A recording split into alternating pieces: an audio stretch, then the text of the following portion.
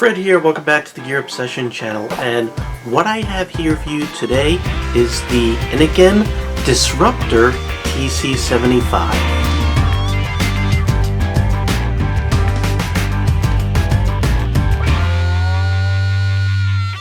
Innokin did send me this for review for free. However, they did not pay me, and I always give you my full, honest opinion about the products. I'll give you the good and bad.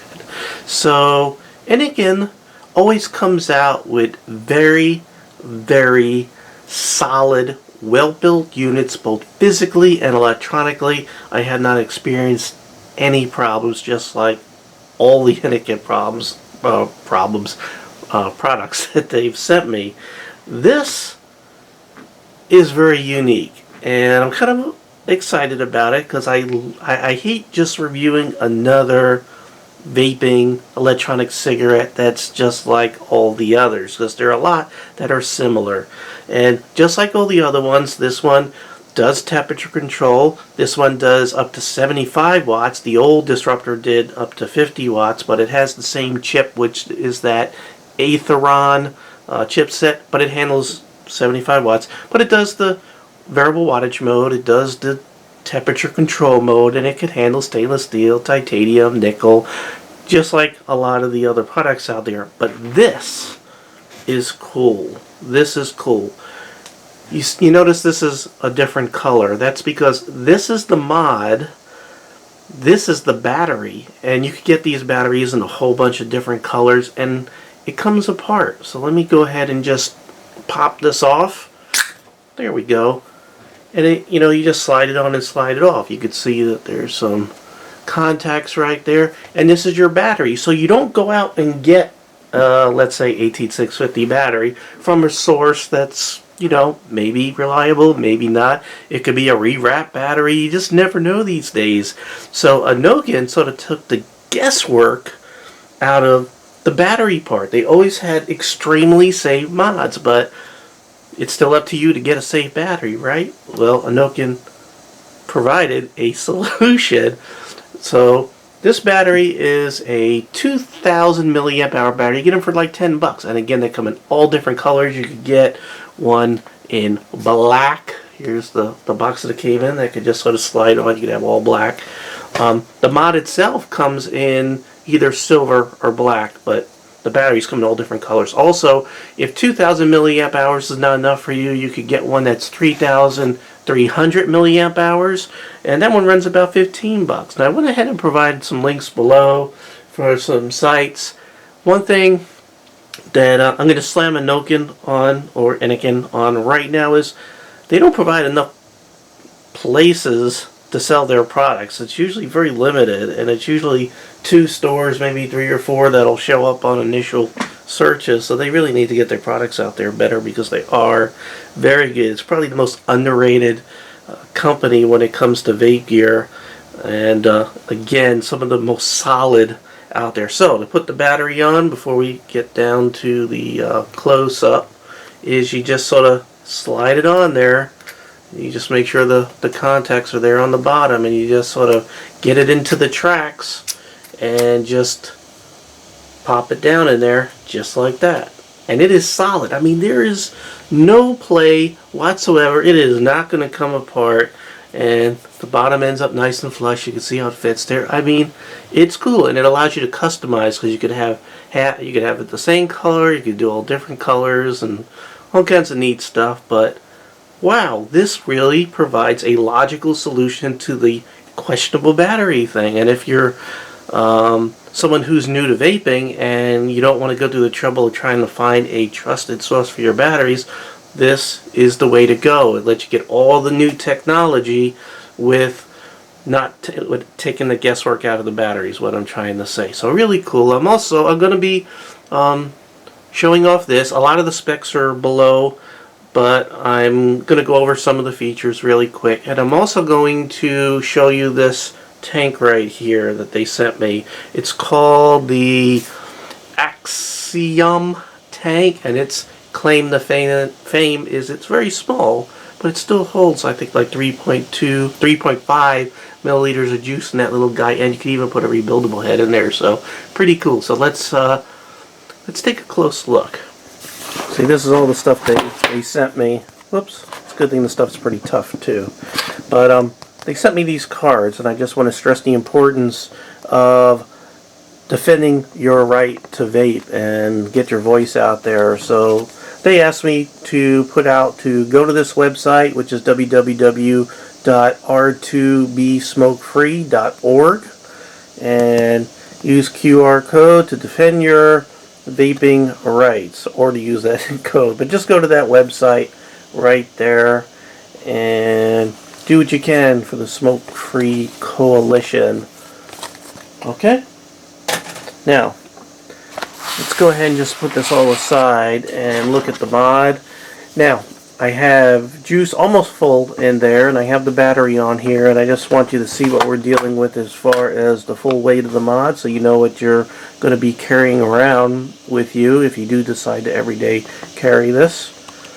So the realistic weight, fully loaded with battery and juice, I'm coming a hair over 8.6 ounces, so a little bit hefty. There's a lot of metal to this. It feels pretty solid. That's the impression that you'll get.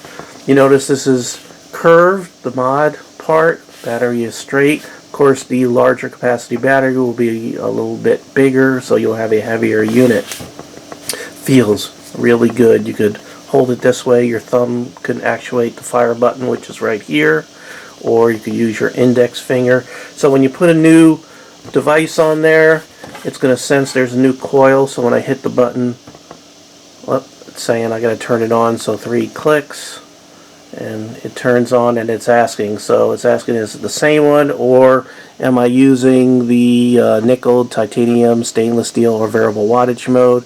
So I'm going to go ahead and put this in variable wattage mode. Just like that, selected, hit the fire button, now we're good to go. And you can see I'm vaping at 35 watts. The coil in here, that was within the range of recommendation. It was a 0.5 ohm coil that came with this tank. They also gave a rebuildable unit in there, and you can see how fast it goes into standby, which I'm not crazy about. As with these particular devices, you got to sort of press and hold the up and down button, and once it's blinking you could go ahead and change things. Whether if you're in temperature mode, you could change the temperature, and wattage mode, you'll be doing that stuff. Other ways of operating, you hit to get into the where you could sort of change modes and temperatures and ramp up stuff. You hit the fire button and the plus, or the fire button and the minus, and it takes you into other things. You can see how it went into temperature control there, and right now it's a nickel, and I don't want it to be a nickel, so I'm going to hit the fire and plus button again, and now it's titanium, now it's stainless steel, and now wattage mode. So you press and hold it, it cycles through the modes, real easy to use. If I hit the fire and the minus button, what does it do? You see that? When you're in temperature mode, it allows you to change that ramp up wattage is what it did, because it started blinking, and then it put it in stainless steel mode. So I need to go to the wattage mode again, variable wattage mode. Okay, and you get your battery capacity, you get your how many seconds you puffed, your ohm reading, which is, get back there, you know, half an ohm, and when you press it, you can see my voltage is live, and it's around 4.2 right there. So pretty easy to use. I mean, I watched one video and I figured it out. I didn't have to read any instructions, so it was pretty cool. As far as the battery is concerned, since this is another cool thing about these batteries, you can see it has a micro USB port there, so you don't need a special charger, but you do need a cord. They didn't give you a cord or an actual power brick, so you got to use your existing one, but you just sort of plug it in there and charge it up, and it charges. And at any time you can press the button on here, and it's hard to see because I got this light on here, but you can see how that glows. You know what, let me just turn off the button, turn off my light here, so you can sort of see it glow green there. So it's fully charged, and then it goes yellow as it's halfway, and red if it needs to be charged. So really cool that you have that functionality built into a battery. So it's not just a aluminum covered battery or steel or whatever metal this is. It actually has some electronics and smarts in it. It also does fast charging, so if you have a 2 amp charger, this thing will charge, it will quick charge. So this will probably charge faster than a normal battery. So that's pretty cool. So let's go ahead and run through the last couple of things here that I didn't cover. It has temperature controlled dry hit protection. It has ultra fast 0.2 second to vape when you hit that button, and off you go. And you saw how you could adjust that ramp up wattage when you're in temperature mode. It has clear wave noise cancellation. It has all that safety stuff I talked about that Innokin is known for. And anything else, you could go look in the notes below or onto Innokin's website. Let's talk about, let's see. So this thing, the TC75, it came in this box. Did not include the battery. So you have to spend an additional $10 besides the $40. So it's $40 for this part right here, the mod itself, not the tank, just the mod. The battery in this case is $10, and this tank here is about $25. Now the disruptor, you know, it came in here with some notes, instructions, really that's about it as far as that's concerned. And just so you see, it goes from 6 to 75 watts, and there's your temperatures, and you could freeze frame there if there's anything else you want to see. The battery, this is the black one. It comes in this box. Really all it comes is the battery. There's some notes if you want to freeze frame and look at that, but really cool, a lot of functionality built into that battery. 4.2 volts when it's charged up. Really cool. And the tank itself, which you're looking at here already juiced up, it came in this box with a quick guide, and you get an extra tank. And again, this holds 3.5 milliliters, and it came with a pre-built half ohm or 0.5 ohm coil head that I already put in there. But you get the extra Pyrex tank, and here's the real cool part right here. I'll give you the little rubber thing too for protection, extra grub nuts and O-rings there. But here's what's pretty cool. You can put a rebuildable head in there if you don't want to use the pre-built. So pretty cool. And you could go single or dual coil. See, it has like a it feels like just a silicone. It's not porcelain or anything like that. It's not ceramic. It just feels like a little silicone filler right there that will take the spot of one of the coils, so you could go single coil. But I'll let you take a close look at that. Very well built. I haven't tried it, but it looks like it's made pretty good. This is too small for me to build on because I'm too old to see that good until I get my eyes phasered, lasered, or whatever. Some nice instructions there. I say there a lot. And I put a lot of notes as far as technicalities, technicals below if you want to get into details. The pre-built coil did, of course, feature organic cotton. And I think I covered everything with the exception of this tip right here and how to fill it. So to fill it, you just unscrew the top. And it's top fill. You got like 3 slots in there. You could just do whatever you want. Just don't put it in the middle. Put it there. And as far as gaining access to the coil heads or whatever, you just unscrew it here. I can't unscrew it because I got juice in there, but you just unscrew it here, and you can change it. It has variable airflow, so you can turn this ring on the bottom, which I'll go ahead and show you. And you have a total of 3 slots. They all adjust the same amount as you turn. So nice and stiff. There's no indents or anything like that. It's just a stiff ring that you can adjust to adjust that airflow. It's bottom airflow. So as with, see how there's a little bit of juice there? As with every single bottom airflow I own, they will leak in some way. shape or form. This hasn't leaked a lot or anything like that, but a little bit has come out, just like every single bottom airflow tank that I own. Now, they give you this for your tip, sort of built into the cap there. However, you could put a standard 510 drip tip in there if you need something more substantial to wrap your lips around, just like that. Actually, that looks pretty good in there like that. I might leave that in there. So let's go ahead and get back topside and take a vape and just see how this whole setup works.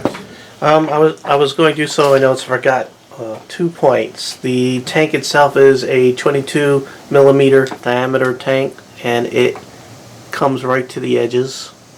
So you can't go anything bigger on here, and if you get in the tank 22.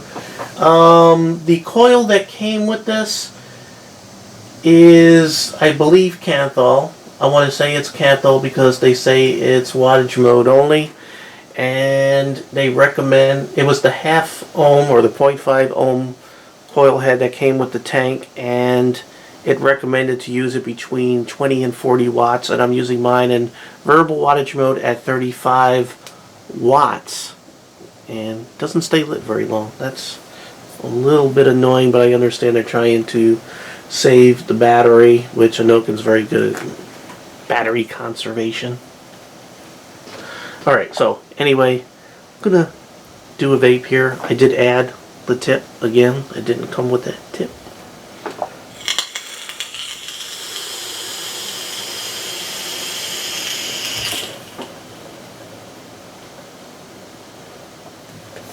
Vape's good. Flavor's there. If you don't use the drip tip, and you got it on the higher end of power,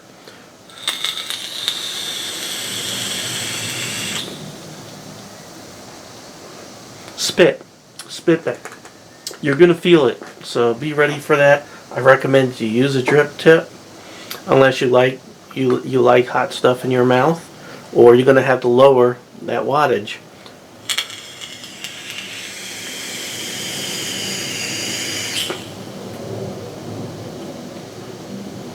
All the flavors there.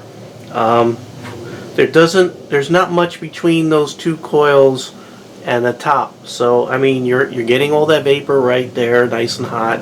You're getting the flavor all right there. You got lots of airflow because there's 3 slits in here in a very small compact device. The thing didn't get very good reviews, and I actually saw some negative reviews. I'm not experiencing anything negative here other than the spit back, and I would have liked to seen the drip tip on there. I would have liked to seen that. Now, as far as the device and the battery, getting critical here, the way that they attach is it slides down, and when it gets to those 2 prongs on the bottom, it's like you're pressing it and it's friction held very tightly. I mean, there is no play whatsoever. No play. It does take a little bit of force. It takes a little bit of strength. If you're old arthritic or whatever, you might have a little trouble getting that pressed down in there. Maybe, I don't know because I'm not an engineer, but maybe something a little bit slidier, like a slightly looser fit with some sort of clicky locky to hold it in place. I don't know if you'd be able to get it so nice and tight with no play if you did that, but it would be kind of cool if you could pull it off, because that is pretty tight. It is tight, but man, this is a really cool, innovative device. Oh, I didn't see they actually have some writing that you can barely see it. Pretty cool. Very well built. Just a solid device, what you come to expect from Innokin. We'll do one more vape here, and then we could go ahead and get this video in the can.